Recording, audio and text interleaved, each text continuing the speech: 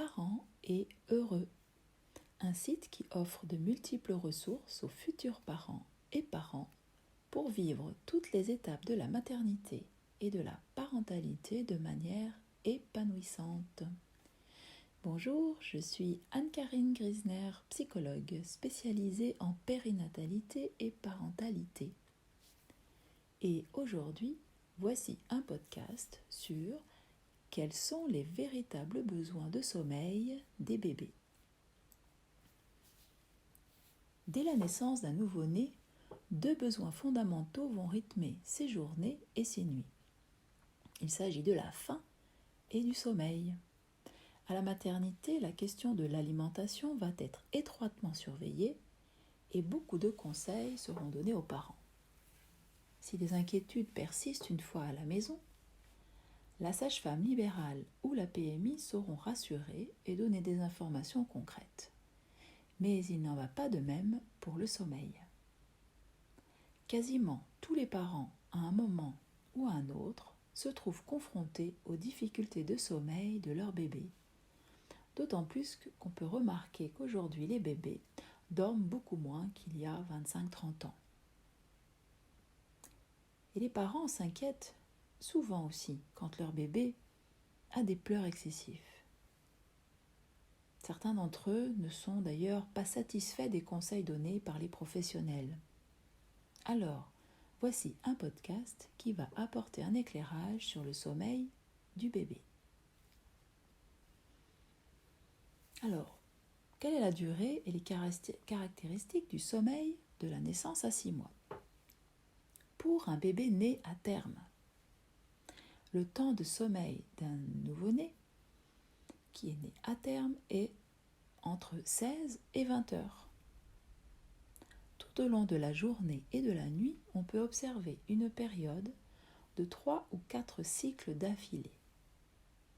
Alors, un cycle, ça fait 45-50 minutes environ. Et un cycle comporte 2 phases. Une phase de sommeil agité qui dure 20 à 30 minutes, puis une phase de sommeil calme qui dure entre 20 et 30 minutes. Puis, il y a un temps très court qu'on va appeler le micro-réveil, qui dure peut-être 2 minutes. Donc c'est toujours sur la même forme, et ces cycles se répètent la journée et la nuit. Voyons voir les caractéristiques du sommeil. Le sommeil agité d'abord. Chaque cycle débute toujours par le sommeil agité, en tout cas les premiers mois. Il se reconnaît facilement car bébé bouge. Ses bras, ses jambes, il peut s'étirer, ses yeux s'ouvrent et se ferment. Et ils ont même tendance à bouger de gauche à droite. Sa respiration peut avoir un rythme saccadé. Il a des sursauts, qu'on appelle le réflexe de Moro, qui est tout à fait normal. Ce sommeil est plutôt léger, ce qui veut dire que bébé est facilement réveillable si on le déplace ou s'il y a un bruit soudain. Le sommeil calme maintenant. Il porte bien son nom car le corps du bébé ne bouge pas et sa respiration est presque invisible. Elle est plutôt régulière. Ce sommeil est très profond. Bébé est donc plus difficile à réveiller quand il est dans cette phase. Ensuite, le micro-réveil. Durant ce laps de temps très court, bébé bouge, ouvre ses yeux, peut pleurer un petit peu. Attention, ce réveil est normal. Idéalement, n'intervenez pas tout de suite, patientez 1 ou 2 minutes, car le cycle suivant arrive. Alors, autrement dit, votre bébé, quelle que soit l'heure du jour ou de la nuit, il dort entre 2h30 et 4h, selon s'il fait 2, 3 ou 4 cycles d'affilée.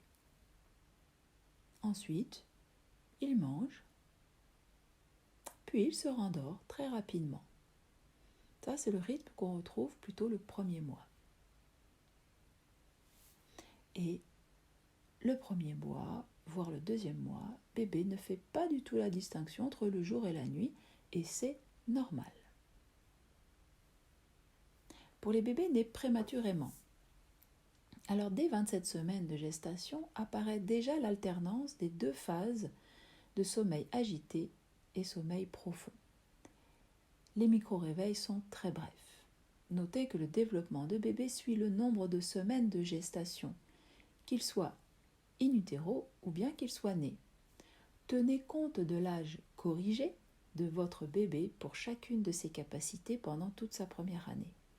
Je vous donne un exemple. Un bébé qui naît à 30 semaines.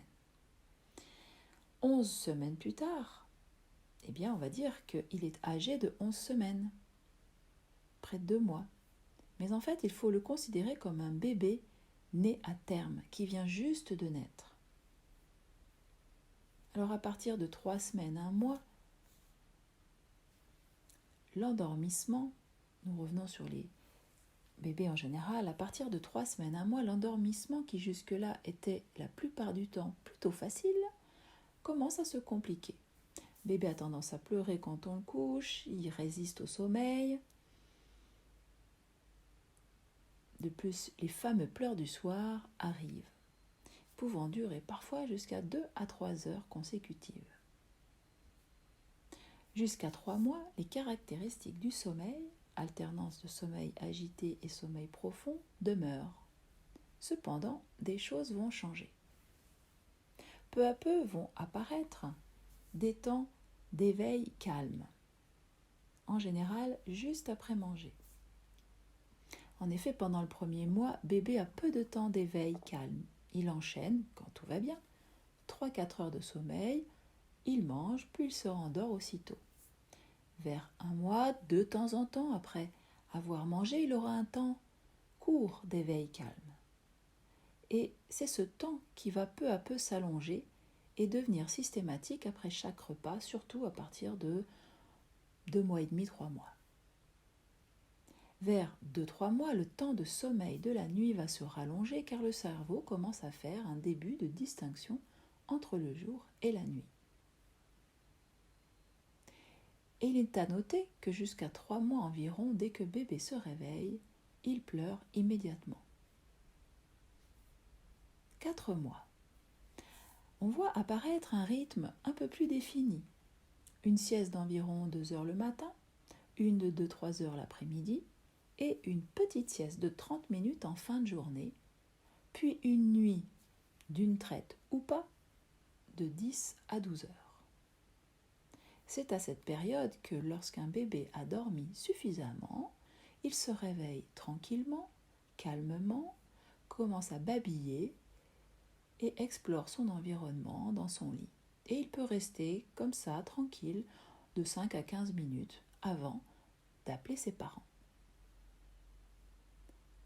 Un petit conseil, laissez-le expérimenter ce temps d'éveil calme. Visiblement, s'il ne vous appelle pas, c'est qu'il n'a pas besoin de vous. Vers 7 mois, la petite sieste de la fin de journée disparaît, mais les 2 siestes du matin et de l'après-midi sont maintenues. Notez que le sommeil débute toujours par le sommeil agité. Vers 14 mois, la sieste du matin disparaît, reste celle de l'après-midi jusqu'à 4 ans et avec des nuits de 10 heures. Alors qu'est-ce qui définit un bon sommeil chez le bébé ? Un bon sommeil se définit par une quantité suffisante de sommeil en lien avec son âge, le jour et la nuit.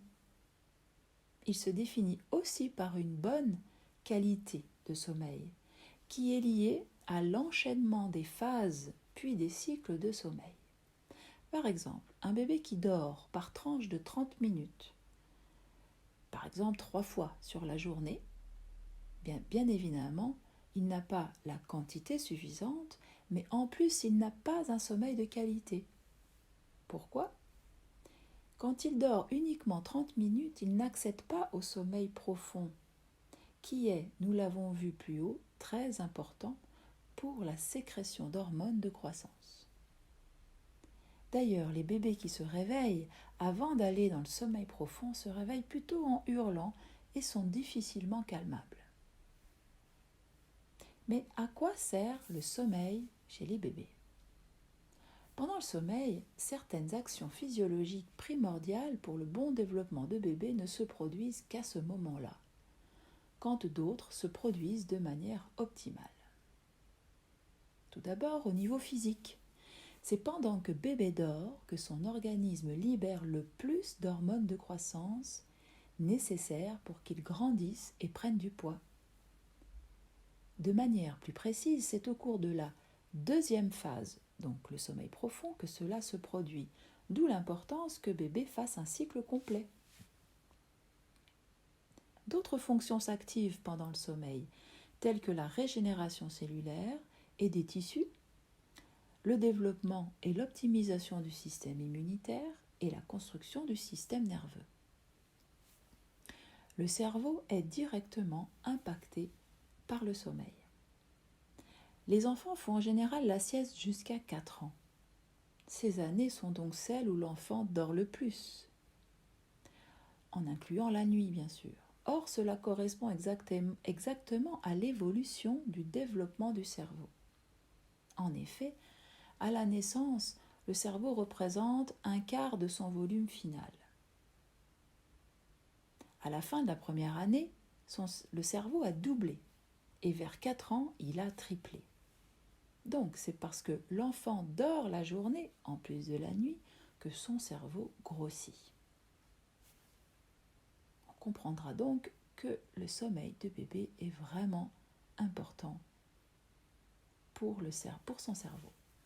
Au niveau psychique, alors un bon sommeil favorise la régulation des émotions et de l'humeur. Un bébé dont le sommeil est suffisant et de bonne qualité, avec une bonne alimentation bien sûr, ne pleure quasiment pas. Au niveau cognitif, un sommeil de qualité facilite la mémorisation et l'apprentissage grâce au processus d'intégration des informations au cours du sommeil. Quels sont les signes d'un manque de sommeil chez le bébé ? Eh bien, il a le tour des yeux plutôt rouge, son corps est tendu, il agite ses bras et ses jambes et il a tendance à pleurer. Alors, quels sont les risques du manque de sommeil chez les bébés ? Alors, tout d'abord, pour bébé.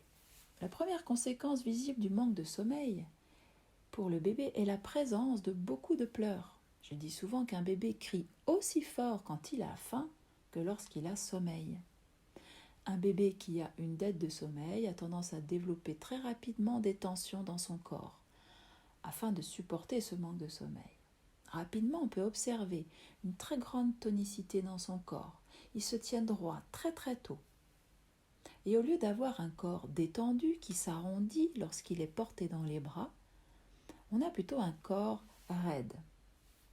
Ces tensions se logent également au niveau du ventre, créant ainsi des douleurs abdominales, qu'on appelle d'ailleurs les fameuses coliques du nourrisson. En fait, ce sont la plupart du temps des douleurs liées à un manque de sommeil. À la longue, cette tonicité va se manifester par une agitation motrice qui peut devenir constante et une difficulté à se détendre. On pourra aussi observer à la longue une plus grande sensibilité à la frustration, des manifestations d'agacement et toujours une tendance aux pleurs et aux cris. Les conséquences du manque de sommeil du bébé du côté des parents. Un bébé qui ne dort pas assez et qui fait de courtes sessions de sommeil, le jour ou la nuit, est la plupart du temps grincheux et tendu. Les pleurs sont souvent associés. À la longue, cela peut stresser les parents, les inquiéter. Pour certaines mères, ça peut entraîner des doutes sur leur capacité maternelle et affaiblir leur estime d'elles-mêmes. Si cette perte de confiance se maintient, des symptômes dépressifs peuvent apparaître. Les multiples réveils nocturnes du bébé peuvent épuiser les parents et fragiliser leur capacité à maîtriser leurs émotions. C'est dans ce contexte que peuvent apparaître des réactions agressives, voire violentes envers leur bébé. Pour certains, ils se sentiront plutôt coupables. L'épuisement physique et émotionnel des parents générée par un bébé qui dort peu risque aussi de créer des tensions au sein du couple. Chacun essaie de trouver des réponses qui ne correspondent pas forcément à l'autre. Chacun peut finir par en vouloir à l'autre afin de trouver un responsable à la situation. Selon Geberovitch, co-auteur du livre Baby Clash, 20 à 25% des couples se séparent dans les premiers mois après la naissance de bébé, et ce chiffre serait en progression constante. Alors à partir de quand bébé manque-t-il de sommeil? Alors en journée. Alors référez-vous au début de ce podcast. Un bébé qui n'arrive pas à dormir 45-50 minutes d'affilée manque à chaque fois le cycle de sommeil profond. Son sommeil est à ce moment-là trop court et de mauvaise qualité. Selon son âge, il doit faire plusieurs cycles de 45-50 minutes sur les 12 heures de journée. Par contre, ce n'est pas gênant s'il ne les enchaîne pas directement. C'est pas grave s'il fait un cycle, puis un temps d'éveil d'une heure par exemple, un autre cycle de 50 minutes, puis une heure d'éveil. C'est sûr que ça serait beaucoup plus facile pour les parents qui l'enchaînent 3 cycles d'affilée, 3-4. Mais certains bébés, en tout cas dans un premier temps, peuvent les faire de manière séparée. Beaucoup de bébés ne dorment pas entre 18h et 22h. Or, en réalité, la nuit des bébés démarre à 18h et ils ont besoin de dormir durant ce créneau, même si c'est compliqué. Alors, pendant la nuit, le sommeil est souvent de meilleure qualité, même s'il y a quelques réveils pour manger. Ils se rendorment relativement vite. Il y a beaucoup moins de risques de dette de sommeil la nuit que la journée. Sauf si un bébé a un souci physiologique. Alors que faire si je n'arrive pas à faire mieux et plus dormir mon bébé? Alors bien sûr, la description du sommeil qui a été faite dans ce podcast est idéale. Il peut y avoir des légères variantes d'un bébé à l'autre. Cependant, il est important de garder ces indications en tête, car il s'agit d'un besoin de base essentiel pour le bébé. Même s'il peut tenir en dormant 2 fois 30 minutes dans la journée, il n'est pas judicieux de maintenir ce rythme. De même que l'on ne se permettrait pas de faire sauter un repas à son bébé dans la journée. Eh bien, pour le sommeil, c'est la même chose. Permettre à son bébé de dormir un temps de sommeil suffisant et lui proposer un sommeil de qualité n'est pas chose facile. Des informations concrètes sont nécessaires ainsi qu'un accompagnement. C'est pour cette raison que j'ai créé un programme spécialement dédié au sommeil des bébés de la naissance à 4 mois afin de savoir dès le début comment fonctionne le sommeil, pour apprendre à décoder les signes de fatigue et les différentes mimiques de votre bébé et d'éviter ainsi les nombreuses erreurs qui perturbent leur sommeil.